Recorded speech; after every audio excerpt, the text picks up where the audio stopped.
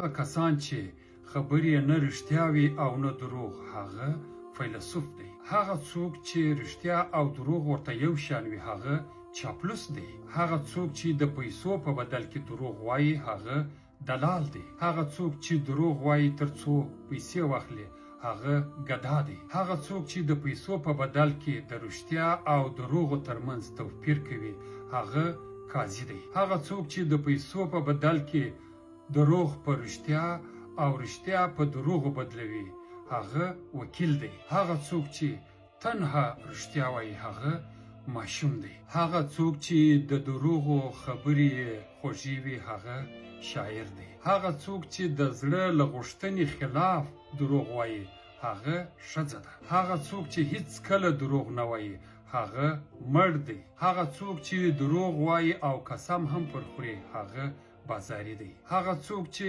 دروغ وایي او پکښې ورک وي هغه کس دی چې ډېرې خبرې کوي، موږ ورته باولا وایو. هغه څوک چې دروغ یې خلک رښتیا ګڼي هغه سیاستوال دی. او هغه څوک چې رښتیا یې خلک دروغ ګڼي او ورباندې خاندي هغه لیونی دی.